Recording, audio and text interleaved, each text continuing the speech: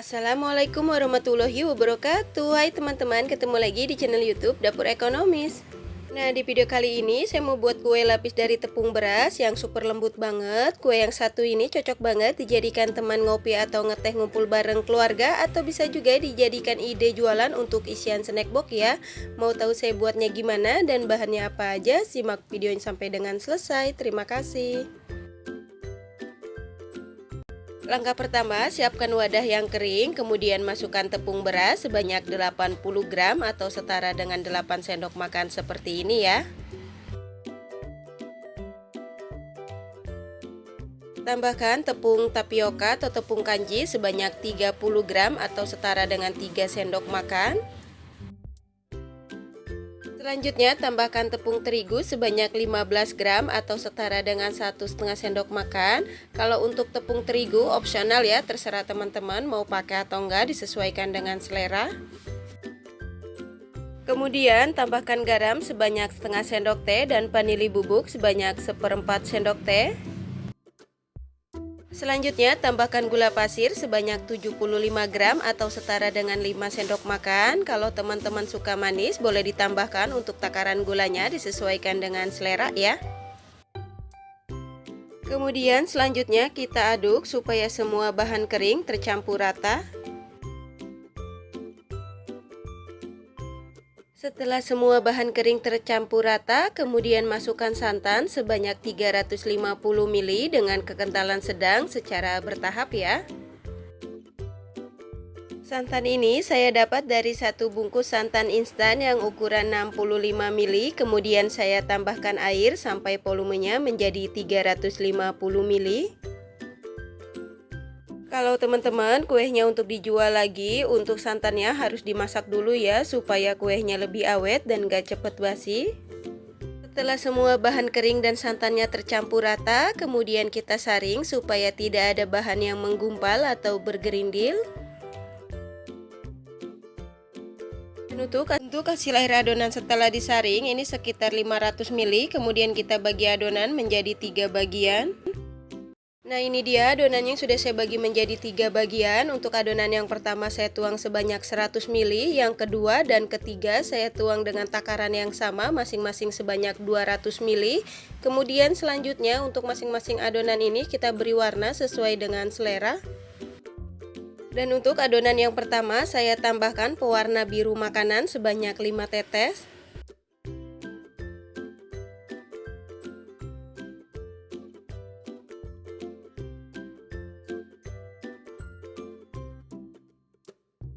Selanjutnya untuk adonan yang kedua saya tambahkan pewarna merah rose makanan sebanyak 15 tetes.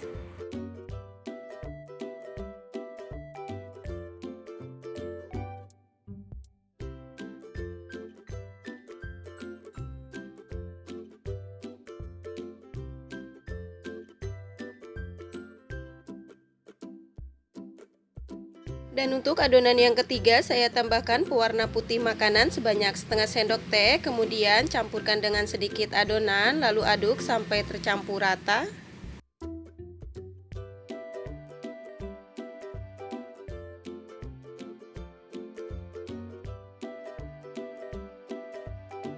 Selanjutnya setelah semua adonan selesai diberi warna, kemudian kita kukus. Kemudian selanjutnya kita siapkan kukusan, dan untuk kukusannya ini sudah saya panaskan terlebih dulu. Dan jangan lupa kalau teman-teman menggunakan kukusan yang bulat seperti ini, untuk tutupnya dilapisi menggunakan lap atau serbet yang bersih ya, supaya tidak ada uap air yang jatuh ke atas adonan.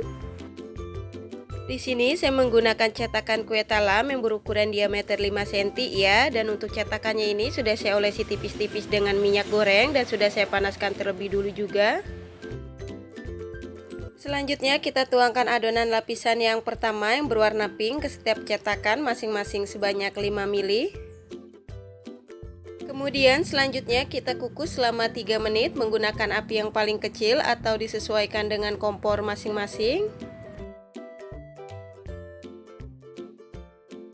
Setelah 3 menit buka tutup kukusannya, selanjutnya kita tuangkan adonan lapisan berikutnya yang berwarna putih ke setiap cetakan masing-masing sebanyak 5 ml. Dan jangan lupa sebelum menuangkan adonan yang baru ke dalam cetakan, untuk adonannya diaduk-aduk dulu ya, supaya tidak ada adonan yang mengendap di bawah. Lanjut kita kukus lagi selama 3 menit. Setelah 3 menit, buka tutup kukusannya. Selanjutnya kita tuangkan adonan lapisan berikutnya yang berwarna biru ke setiap cetakan masing-masing sebanyak 5 ml. Lanjut kita kukus lagi selama 3 menit. Setelah 3 menit, buka tutup kukusannya. Selanjutnya kita tuangkan adonan lapisan berikutnya yang berwarna putih ke setiap cetakan masing-masing sebanyak 5 ml. Lanjut kita kukus lagi selama 3 menit.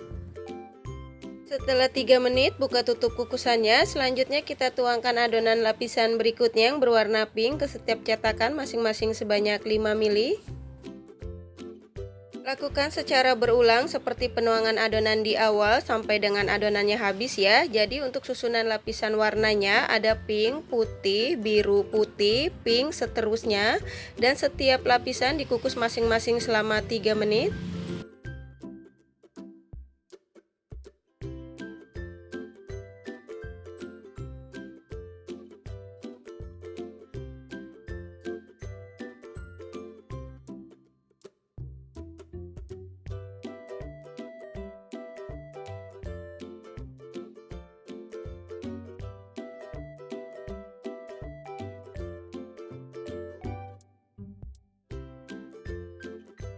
Setelah 3 menit, buka tutup kukusannya. Alhamdulillah kita sudah sampai ke lapisan yang terakhir. Selanjutnya tuangkan adonan lapisan berikutnya yang berwarna pink ke setiap cetakan masing-masing sebanyak 10 ml atau sampai dengan adonannya habis ya.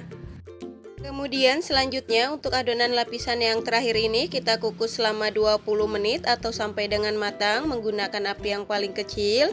Dan jangan lupa dicek kembali untuk air kukusannya supaya nggak kering ya.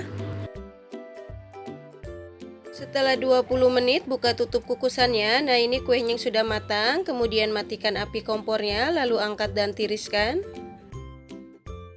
Kemudian untuk kuenya ini kita diamkan di suhu ruang sampai benar-benar dingin, atau bisa dengan bantuan kipas angin baru dikeluarkan dari cetakan ya. Setelah kuenya dingin, kemudian keluarkan dari cetakan. Dan cara mengeluarkannya di sini kita tekan secara perlahan setiap pinggir-pinggirnya, lalu keluarkan kue dari cetakan. Alhamdulillah hasilnya cantik dan teksturnya ini lembut dan kenyal banget ya teman-teman. Kita ulangi sekali lagi ya.